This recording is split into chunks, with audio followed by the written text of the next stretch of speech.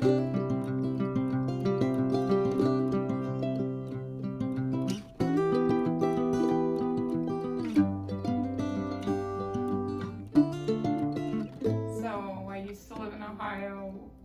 I had a magazine that was a Crafting Traditions magazine, and it had a picture of a heart quilt, and there was 108 hearts that needed to be appliqued onto the quilt, and that was my very first quilt. So as soon as I figured out how to do it and I taught myself, I didn't know anything about quilting. I was determined to do these hearts, and they go in a circle, and I just loved the design. So as soon as I did that and I found out I could do it, I just went and wanted to do more and more quilts. So being that I was self-taught, I didn't use patterns, and I started to just free wing. I do everything just however I wanted. And if I saw a picture of something, I knew how it was put together, so I knew how to recreate anything that I saw that I really wanted to just not have to follow a pattern. I hate following patterns. The very one time I followed a pattern, the pattern book was wrong, and so I never did that again. But it does require a lot of math. And I think that most people, when they think quilting is going to be really, really difficult, it's not difficult at all. It's just making sure that you know what size you want, factoring in like seam allowances, and knowing how to get it to go efficiently. It does have to go in a certain order. So I just love that you can take pieces of fabric and you can turn them into something whatever you want. Like you can, it's like wood. People that like can create and make things with wood, they can cut it, and that's how I have with fabric. So I can, whatever I want to make, there's no limit. It's just a very freeing thing to know that I can create. If I see something and go, I like that, I can have it. So once I got into that, and then I used to hand quilt the tops, and it was very calming, very soothing. I can just sit and watch TV, and then at the end of it, you know, you have a quilt. And then I did more and more and more, and just got really good at it. And then I got the quilting machine, which took away the hand thing, which is why I can make one like in 2 days. It's not I have a whole system now that I go through, and I've done it so many times, it's like I don't even have to think about what I'm doing. And so yeah, I just did it because I could, and it was enjoyable, and it took me away from all the, you know, stress of raising 4 kids, and just having something to show for it at the end. I really enjoy it. That's the quilt that started all of them.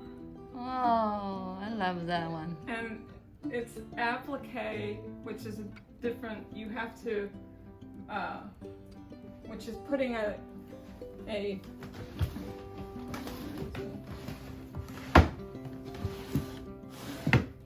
sorry, it's here. If you use fusible web, you draw the design, the heart, and then you have to cut it out. You iron it onto the back of the fabric, and then you iron this onto this part here. So I had to iron all of these on, and then they stick. It's like a glue. Oh. And then after, I had to learn this applique stitch that's on the computer. I mean, on the sewing machine. Okay. And I got I started out really, really bad, but by 108, I still remember the number. Wow. I got really good at it, and then this stitch just became, it's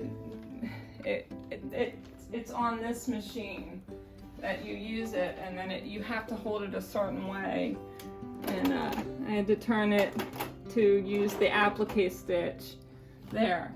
So you had to go around curves, and you have to be really careful because you don't want the stitching, you don't want it to show. So you can tell if it's right in line with like that, that means that's the way it's supposed to go.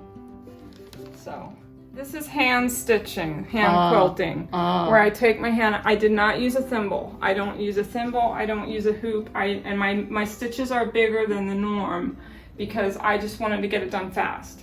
And that's how I work. I like to do everything fast, fast, fast. Oh. So this is all done by hand. Yeah. So there's a specific quilting thread that is it's a heavier duty thread, and that's what you have to use in order for it to stay. Yeah. And then when I do the binding, which this is, you don't want to see any stitching. So you take it, you sew it on, and then you fold it over. This is very frayed.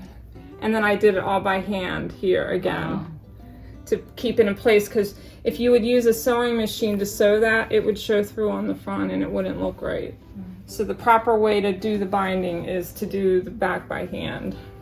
So this was my second quilt that I made. So I went from this to this. And I also signed and dated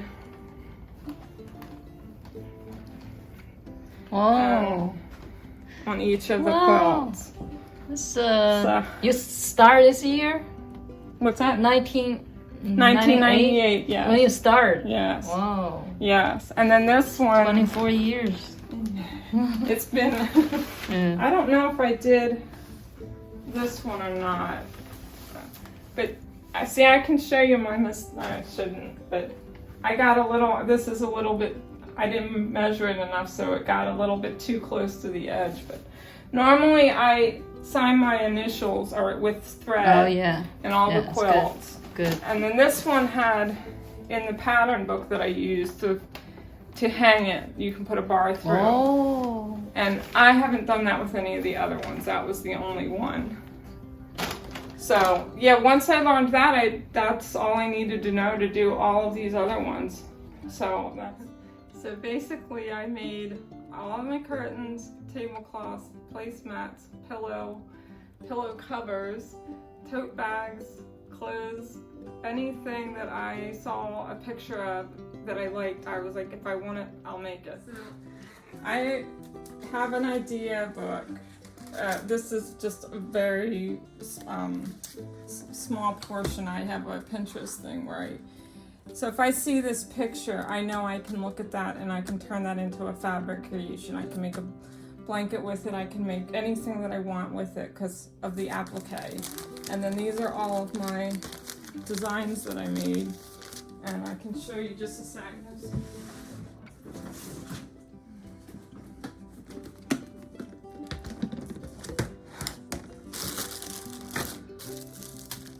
I made all of these keychains. Wow. So what I would do is I cut the shape, and that's what's in here. And then I applique that, and then I made it a little. Wow. I used my stitching on it. So I was gonna sell keychains. That's why I made all of these. And these are just small mini projects. So if I see something in here like that, or like, I just can put any design on anything. And I like it, if it strikes my eye, like I can match that with a red fabric, like I can take anything that I see and find fabric to duplicate something that's, so that's just what I did with this. This was a greeting card, and I turned it into a quilt. So, and then I do the thing at the bottom where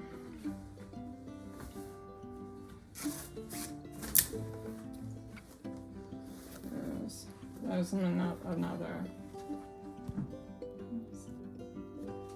So what I do is, if I'm gonna make it without looking at a pattern and I'm gonna make it myself, I figure out how big I want it, and then I draw it up, and then I know I can make, this is the template. So I would take that fusible web, pick out the fabric that I want, and then cut it, iron it, and then do the sewing like I did with the hearts. So you can do any shape, any design, anything you want. if you have a template. I mean, you can, so I have all the pieces here. So I can make it again and again. So he still has that. This is a list of all of the quilts that I made, and I labeled them what size that they were because I wanted to keep track of how many quilts I was making. I didn't have a number in mind, I just wanted to keep track and the year and the date that I made them. And I stopped after, and this includes wall hangings, table runners. I've since made over 150 total, and I pretty much, yeah, I haven't made them in a while, but so fabric is very expensive, and I did not have the money to buy fabric. It was very expensive per yard on a bolt, so I had to get creative to find other ways to find fabric. So I used a lot of curtains.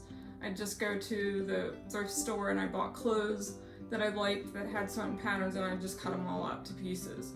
So men's shirts are great. They have 3-4 yards of fabric, and that's what most all of the plaids are. Those are all shirts. So I have a whole jar of buttons from all the shirts that I've cut up, and I feel bad cutting them up, but you can't buy that kind of plaid in the store you can get a shirt at Goodwill for $4 versus paying $8 or $9 per yard. So to me, it saved me a lot of money. So I would get big in bulk pieces of fabric, and then I just use this fabric to make whatever projects that I could do and use. So everything matched in my house, and everything was all using the same fabrics. So yeah, this is buttons from all the shirts that I've been cutting up for years. Don't know what I'm going to do with them yet, but they're all different brands, and I just kind of thought it gives an idea of how many shirts I've cut up. These are applique scissors. So when I was cutting out the hearts here, you can get as fine a cut as you need to get the exact, you can make the smallest design to cut. So this is what I used to cut the men's shirts, because around the collars it was really thick, and I found that these were the best cutting scissors to use for cutting men's shirts. Okay. So the beige, black, and white colors and brown, the neutrals, are the key colors because you can use them for pretty much any project.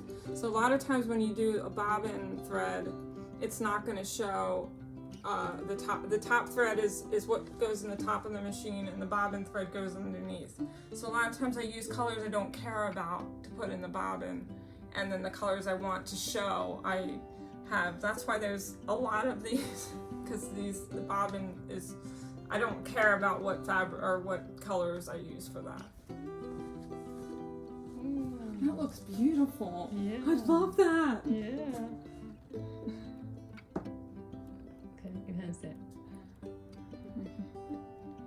What's that? Okay, so.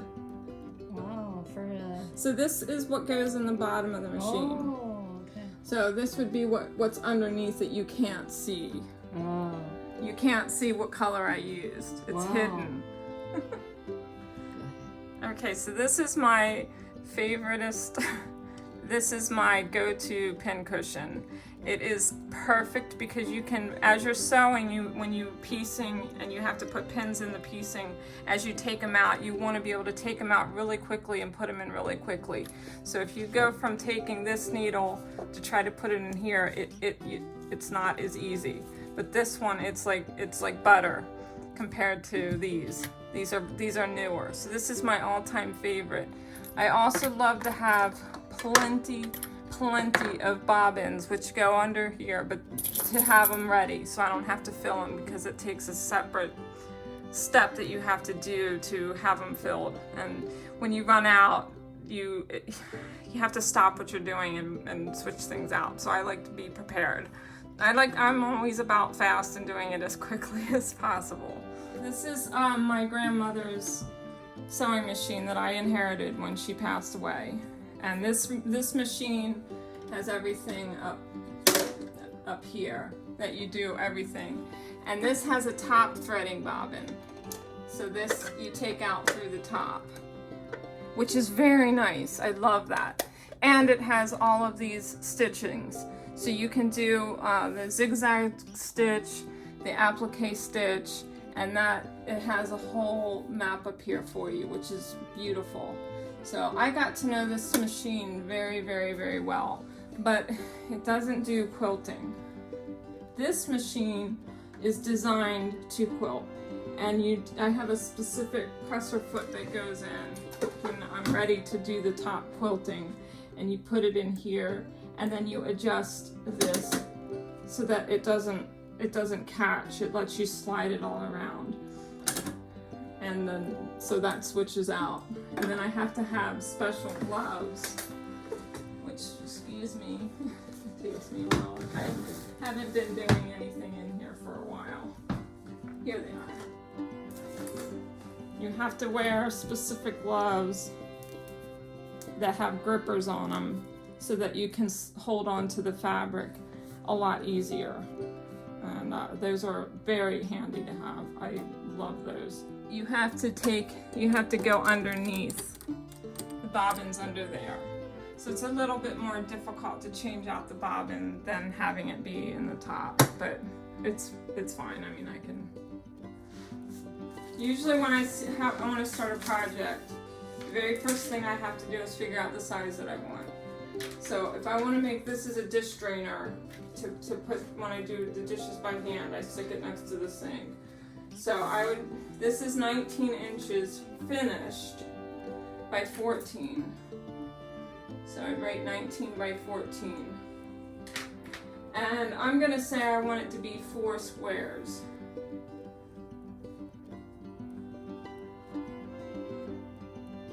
So I would need to know how many inches to do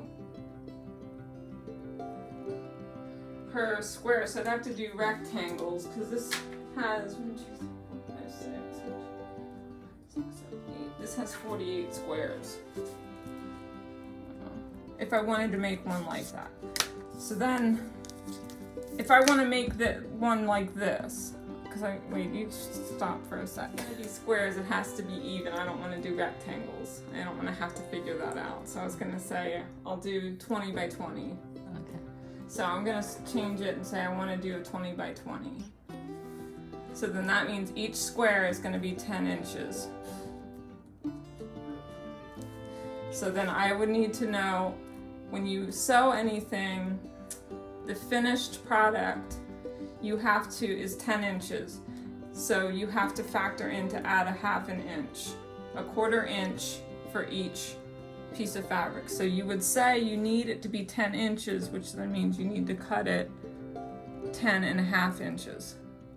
So you cut a 1/2 inch bigger than what it's going to wind up with. So you have to factor that in, and that's where it can get really confusing. Oh, here, I can show you.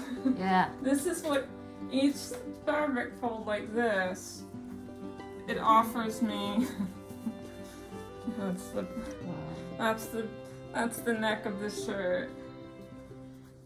And so, depending on how much, I like to try to get as much out of each. I like to save the bigger pieces for the big projects when I have to use the rotary. Like that's one side, so I would have taken all the buttons off of there. So I'm going to use this for the top.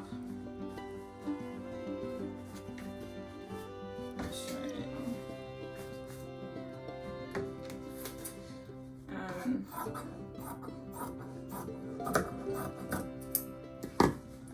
And do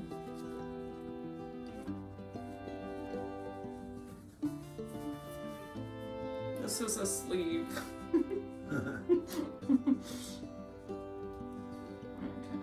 That one must be XXXL. Yes, those are the best. You've got it. So now This is, I would normally iron this, but I'm not going to because I'm just showing you how to. I was just gonna show you how to do that. They're just straight pins? Huh? Straight pins you put in there? Yeah. Baby's happy. Okay. Let me get up here. There you go.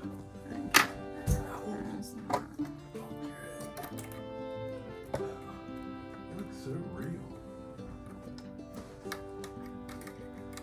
Oh, that's fine.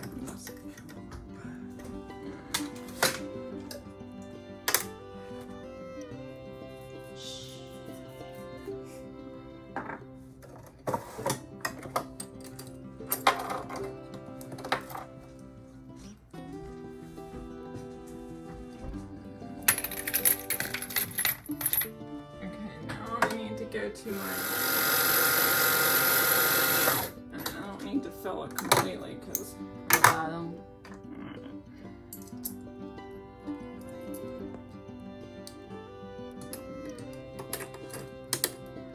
And now I have to thread machine. And I don't have my reading glasses. I was gonna say you don't have no glasses. I have reading glasses all over the house. I do too, but they somehow wind up all. What's the number you use? I think it's 2.5. I use mine right now. Wait, I got it so far. If I can. Wait, maybe yes. In just a sec. Oh, I got it. Okay, it came through. Okay. Good. So now.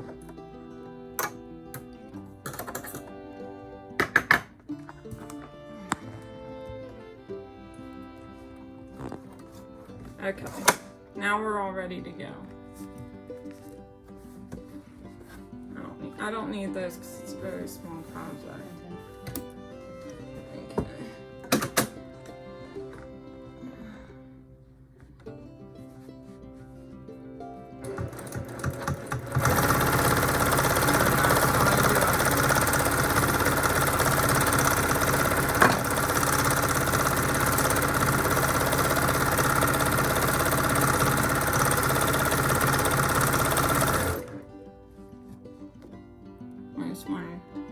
Where's my nice one? You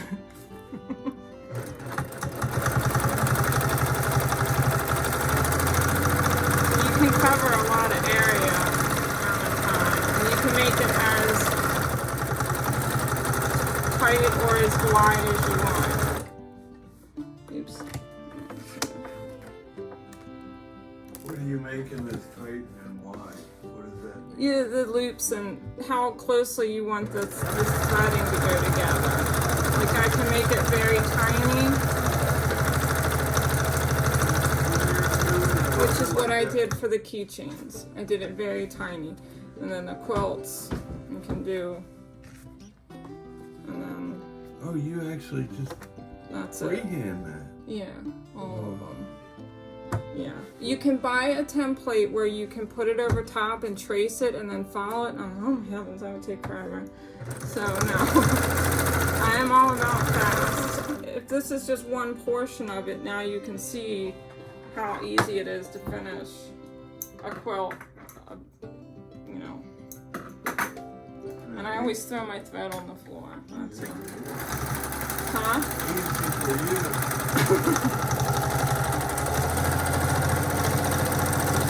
And then what I did too is, with all my hearts, my quilts, I do like their debit heart. So I can do.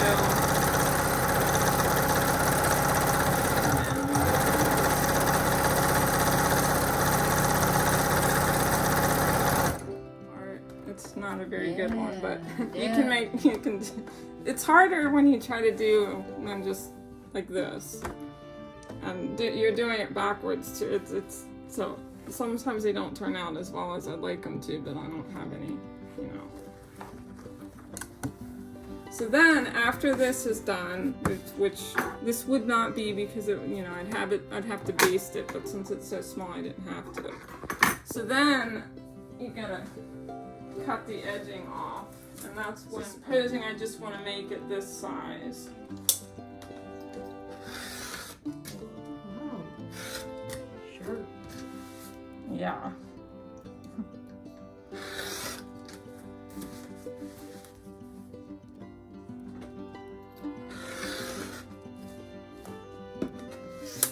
This is really rough working, but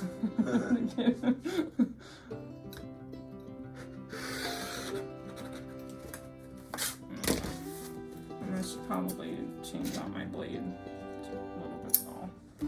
Okay, so then I'm gonna need to put the edging on it, and that's when I told you about, which is just gonna be really. So if I want to do, I usually do a double fold. So I'm gonna fold it. I'm gonna do.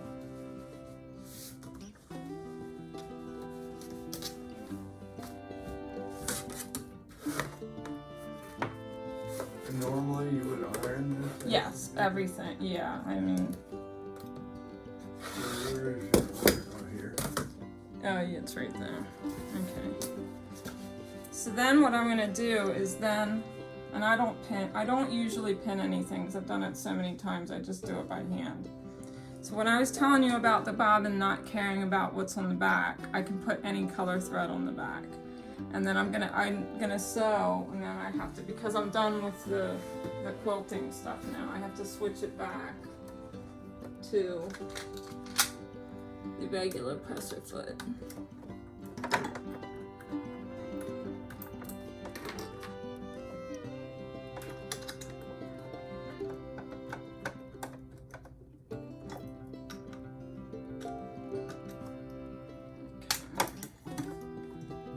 Now I have to make it so that and you don't want to start on the end because you're going to have to overlap it. And I didn't cut it enough to go all the way around, but this is just to give.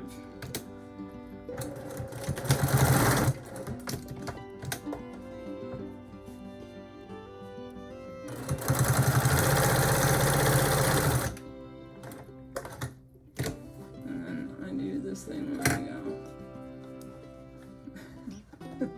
I do not follow conventional. Okay.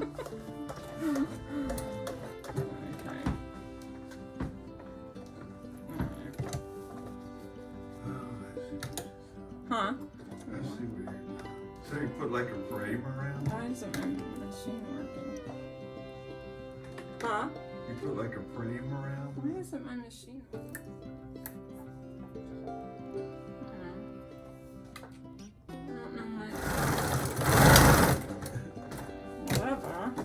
Good thing I'm here. Yeah, that one's a better one. And Might need lubrication. it might actually, that's probably very well be. Alright. Okay. So then, after this is done on the entire quilt, then this gets folded over like this. And then I get hand quilting thread, which is in the other drawer. And I usually double the thread when I do it. I don't like to. Makes it strong. Yeah. Except I'm not gonna do that this. I'm gonna.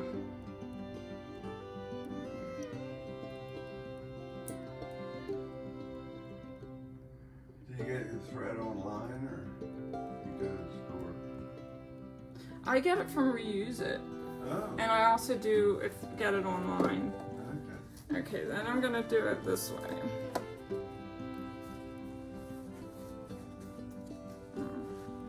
Start this direction. So you want to grab the backing. And normally I wouldn't do a knot like that. I would tie it and then do it. So you're going to grab the backing and then you're going to grab the binding. You're going to have to keep it even because you want it to look even on the front. And then you're basically making a square or size for, Huh? for each quilt. Oh yeah. Each one has a single square, or that you put together. Oh no. I'm just doing this as a sample. Is that what you mean? Oh yeah. This is just a very. So that would, you actually, what you're doing right now generally would be an entire quilt. Yes. Wow. Yeah. And you have to manipulate that thing through the sewing machine. Yes. And then it makes. Like That's how it makes a very finished, Wow. beautiful. But now you know. See, this is the thread I was telling you. You can't see once it gets folded over, and then this covers that. Yeah. So anyway, I'll show you how to do the corner too. I messed up on this one when I was folding it, but you have to be. There's all different methods for doing the corners, and I don't have anybody like judging my work but me, and I am able to live with it. So, but a professional quilter would probably be horrified. Really? At my. I don't know. I mean, I don't do things the way. Go up to the Mennonite Central Committee and sit in on one of their quilting things where they all sit around and work on a quilt. Oh, I can't do that. No, I can't. I mean, Yes, right. this is a terrible. My sewing machine. I feel really.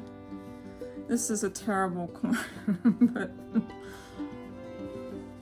but then so then that would go all the way, and this I found out for a full size quilt. I timed myself because I wanted to know how long it would take to make a quilt. Yeah. And to do a binding like by hand, it usually only takes like an hour and a half for it to do the binding one, the quilt. Yeah, and then to do the freeform usually takes 2 or 3 hours. To cutting it out, all the pieces and everything, like I figured it all out. It takes 22 hours. So if I work like, maybe not. I don't know if that's depending on the size.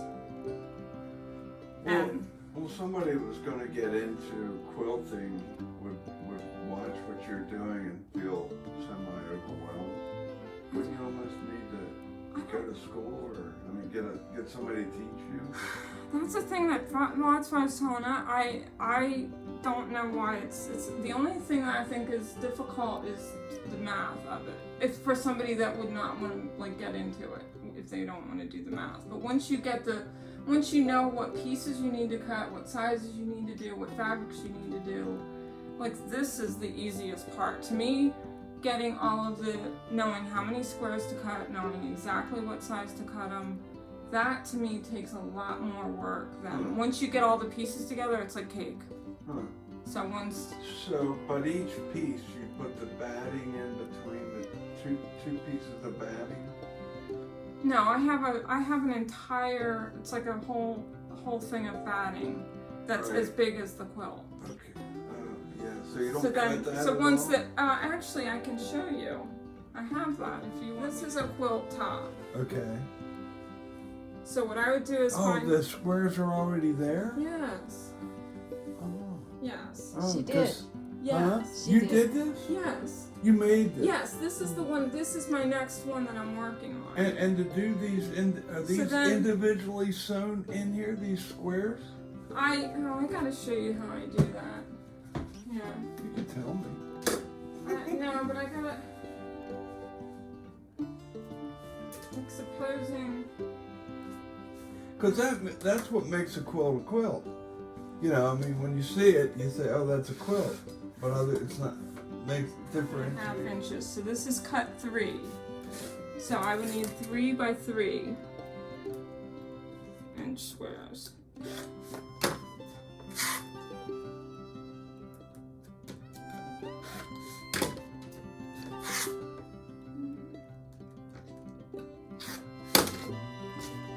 So if I needed however many there are of that. Yeah.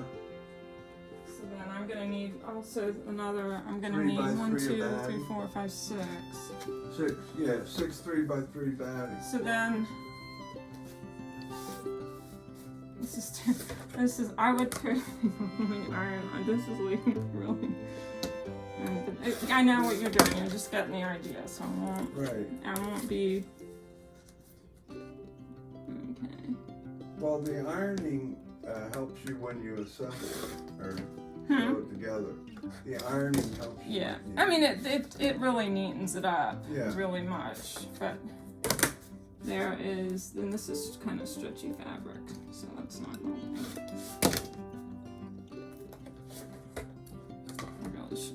I should just do these, but I wanted to show the contrast. Yeah. So you have an idea. So the thickness of the batting, does that change when you make quilts?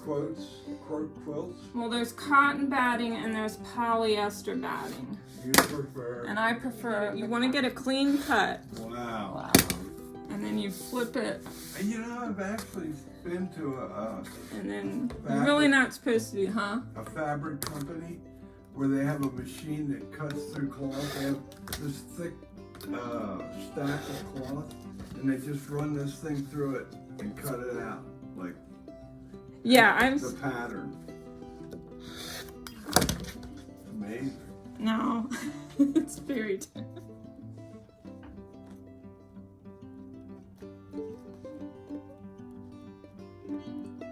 And then I would put the little tab thing on it, and then I pick it up like this. So you know what row it is? Yep. That's row 1, that's 2. row 2. Okay. And then it'll tell me. So then I go over to here, and I take, and I back stitch on all of them because I don't want them coming apart. So like and that's an extra stitch. step. And then I take this. Unfold it. And I don't pin either. I never pin because I've done this a couple thousand times, so.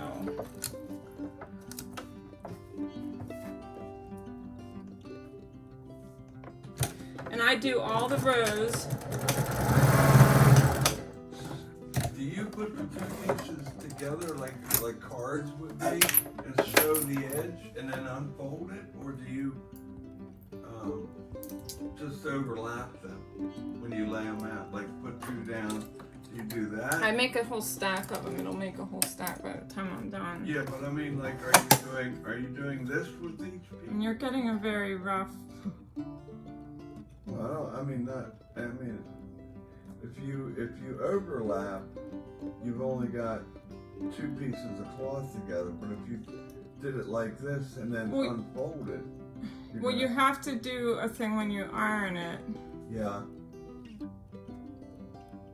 Sorry. You're my cloth. I can probably tell what real. I'm gonna show you. That's what I'm working on. I had to okay. There we are. Now we're in business. So normally when I have that kind of a row, I would hang it over the edge. So I'm gonna just have that there. Undo.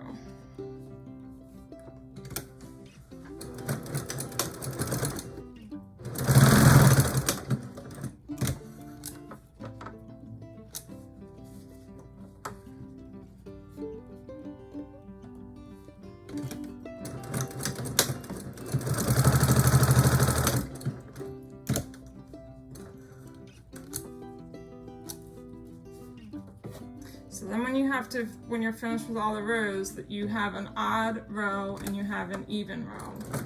So all the odd rows, you're gonna iron the seam in one direction. So then this is gonna be the backing. So when you go to iron it, I had a little thing where I did the same thing every time. So odds go right way and evens go this way. So then you take it and so you don't want a bulky seam. Right. So it creates a nice little sandwich. This is where I pin because you want the seams to touch. You do not want to see a lopsided. Right, it'd be lumpy. Yeah. Well, you don't want to see, you'll see when I'm done, let me. And this is what I meant about the pin cushion. And you take them out, because I don't like to have any impediments. Oops.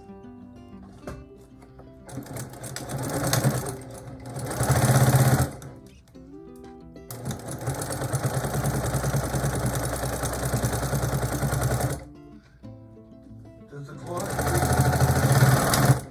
cloth feed itself? Or And then you open that up, and then you're gonna iron it all the same direction too. And so then that is what is that. So this is considered the top piece. So then I would I'd lay out this. I was gonna do this as the backing. Okay. So this would go. This would be the top, and this is up. This would be the backing. Pretend like that's the backing. How do you know which one's upside down? And then this would go sandwiched in. Yeah. And then like this. Over top. Yeah. And then depending on how Thick. risky I feel like I can be, I would put the safety pin through anywhere I want, so that when I take it up to do the free form, it doesn't shift. It's in everything. So, every piece stays together. It all stays together, and then I take the safety pins out as I get close to them. And sometimes I don't feel, the safety pinning is a pain. Yeah. So I try to do as few of them as I can, and then I have those nice gloves, these, that make sure to keep it so that it doesn't shift. Ah. Because you don't want any shifting, because then you'll get bunches on the back, like this one, like that. Like that. Okay. Huh. You don't want that. Yeah. So that's what the safety pinning. So depending on how many you use is going to be. But like I said, if the end product is the end product of I have a finished quilt, that's pretty much what my goal is. So. Is you can do this. Now.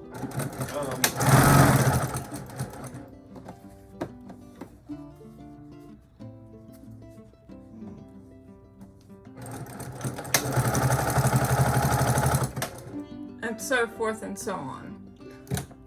If you have the same ones, and then all you have to do is cut that like that. So then you aren't using as much thread either. So that's called, like, I guess chain. I would call it chain sewing. Oops, keep sticking on there.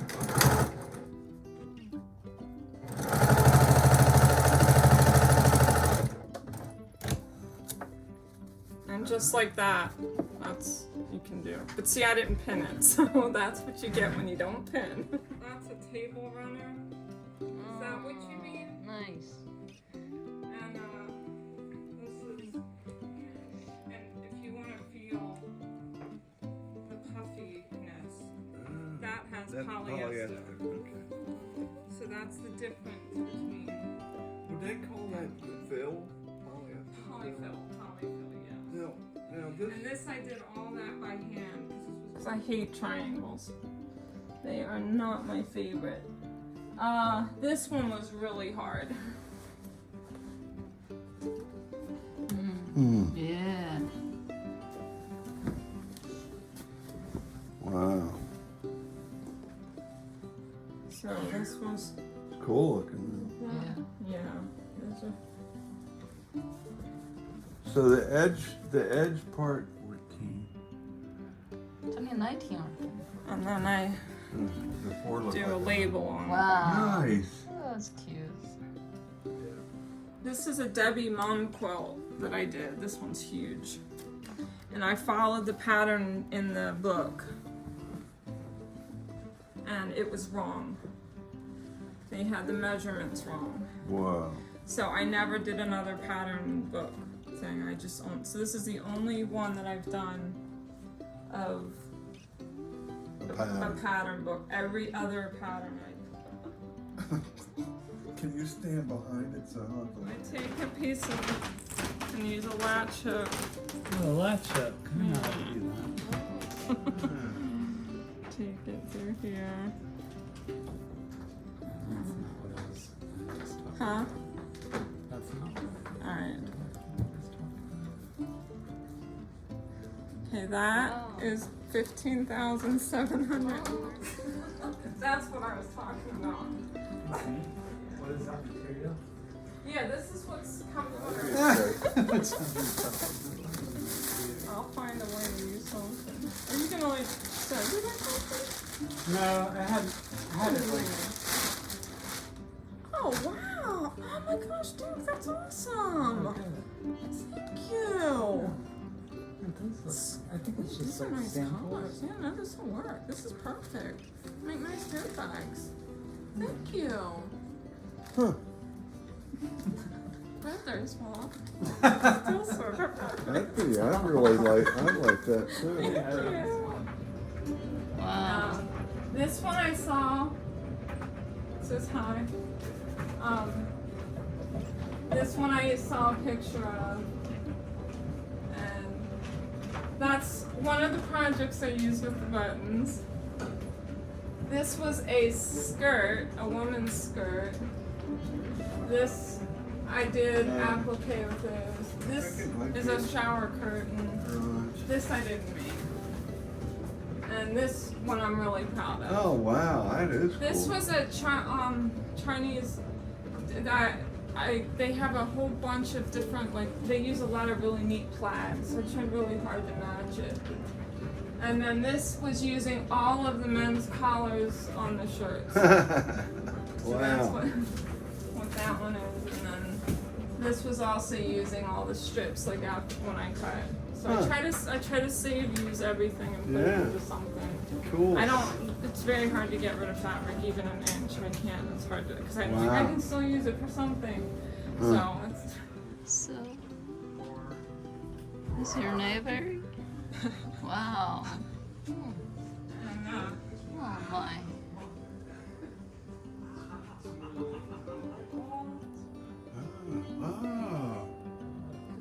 when I'm writing and I can't think of a word, it is very helpful to. Yeah, I usually. These are books that I wrote, some by hand, these are by hand. And then most of these are my novels. Some of these are writing helps and tips and techniques. And yeah, some of them have more than one edition. So that's why there's so many of them, because some of them I wrote and then edited them and started a different book. And these are all my notes for each of the books, all organized. I figured out how many years it would take to read all of them. It's not connected to the internet. It's a very old version of Windows. It has all my autocorrect in place. I don't want to lose it. And this is where I am able to just be in my own world. It's very quiet. There's no windows, so I don't use any music. I just keep. It's just. Oh my God! Sorry. I'll get on. What? Are you done? Read 5 pages, and if I'm like no, then I pitch you. That is one good thing about Amazon is you can return. This is my most prized project that I did. It turned out exactly how I wanted it. The only problem is my cats go down there. And I took the extra time to do the loops, even though just because I thought it would tie it in a lot better. So it was a lot of small squares, but it was worth it in the end. So then I did that, and I wanted to have all the windows match. So I did the best that I could to get all the same fabrics, or similar fabrics. So if you look very closely, they don't all exactly match, because these were all made after this one was made. But I think it worked out.